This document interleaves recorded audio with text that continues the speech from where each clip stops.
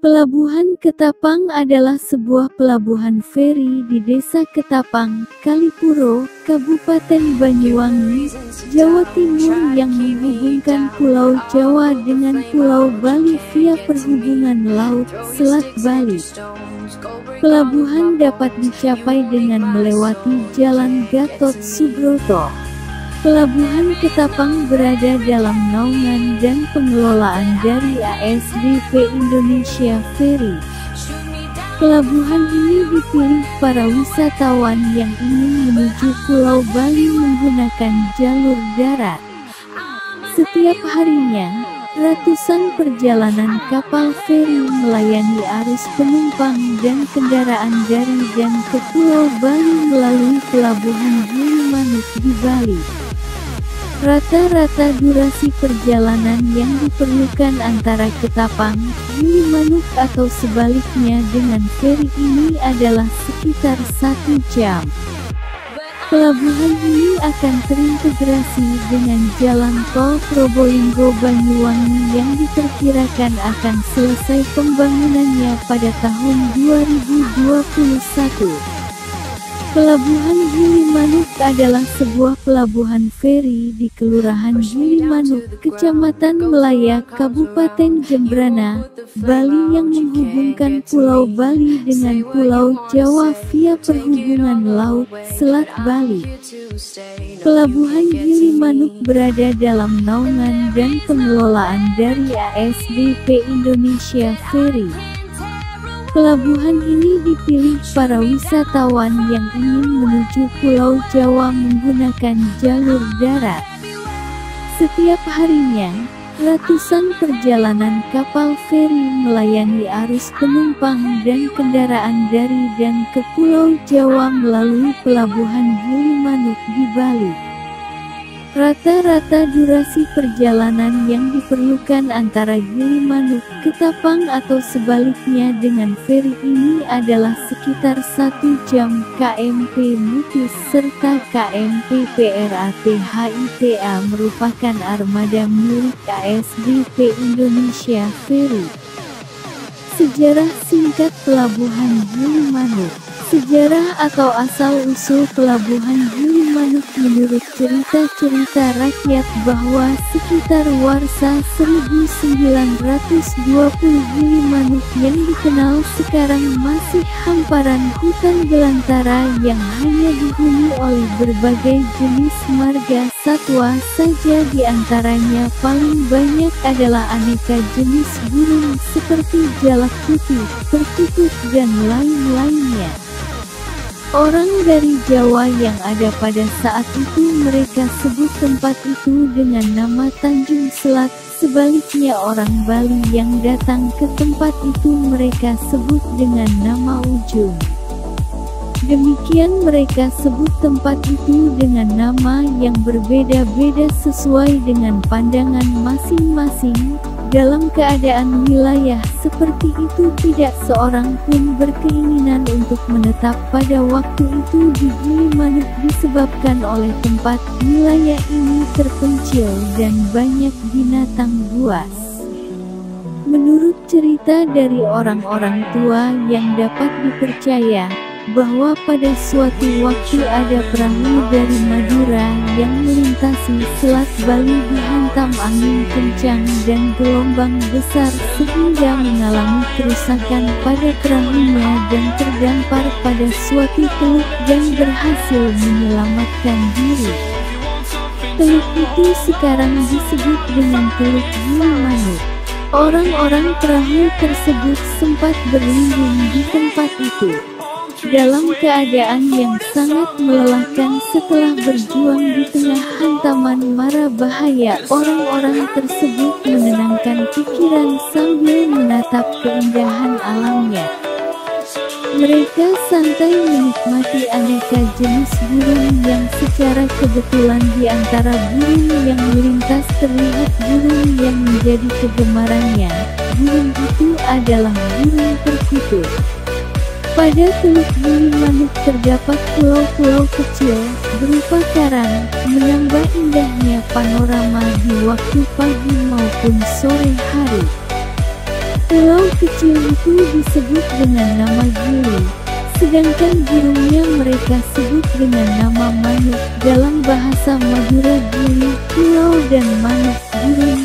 Berkat lindungan Tuhan Yang Maha Esa, setelah keadaan laut normal, perahu yang mengalami kerusakan diperbaiki sehingga mereka kembali ke Madura dalam keadaan selamat dan berhasil menangkap serta membawa burung perkutut.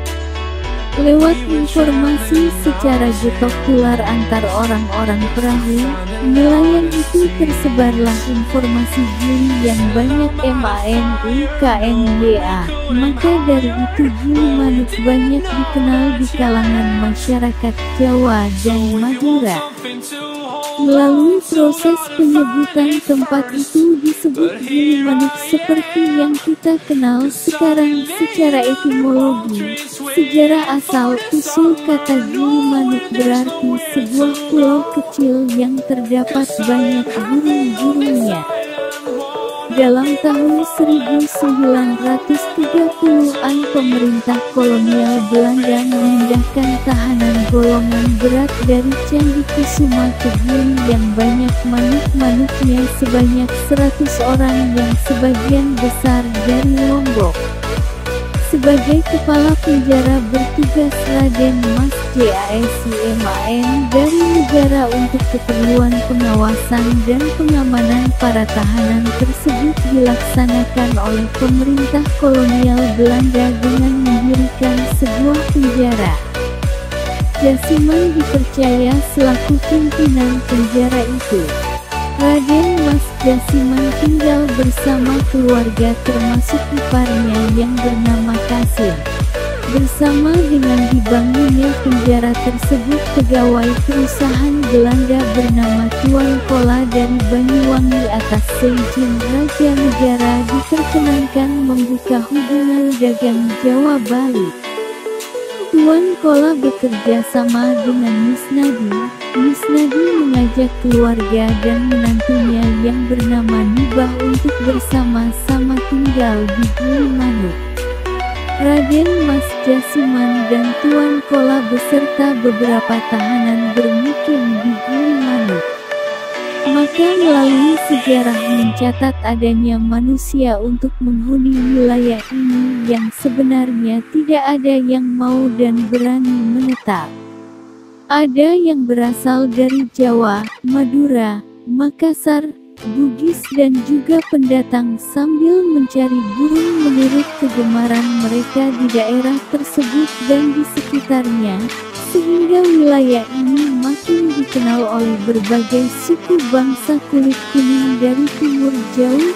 Mereka membentuk perkampungan kecil sebagai wadah kehidupan sosialnya dan Raden Mas Jasiman sebagai kepalanya. Lokasinya di daerah pelabuhan sekarang dengan luas area 1 ha.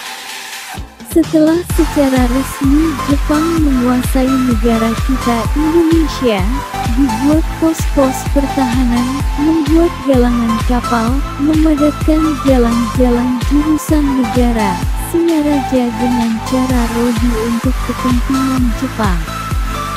Kerja rodi ini berlangsung sampai Jepang menyerah tanpa syarat kepada sekutu.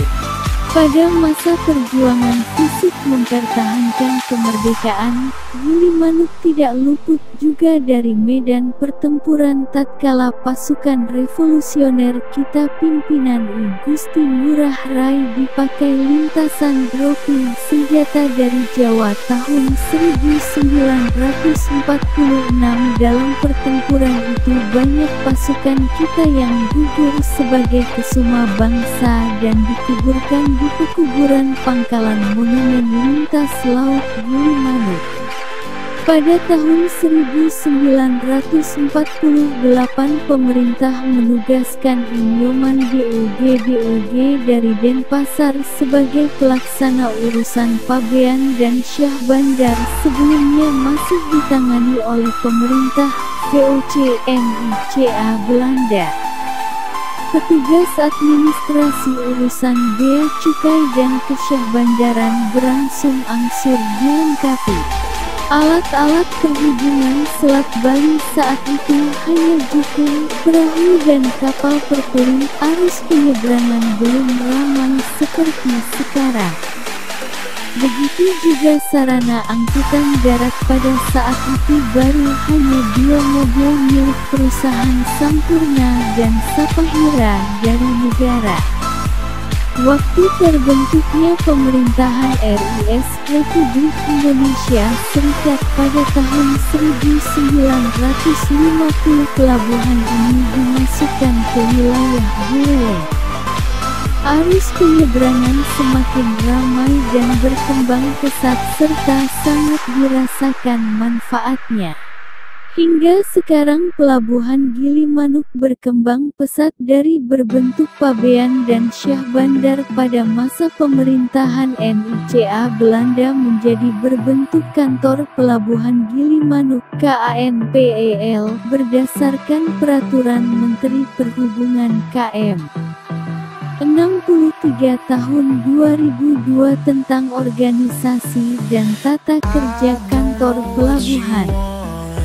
Hingga sekarang berbentuk menjadi kantor unit penyelenggara pelabuhan UPP kelas 3 Gilimanuk berdasarkan Peraturan Menteri Perhubungan KM 62 tahun 2010 tentang organisasi dan tata kerja kantor unit penyelenggara pelabuhan.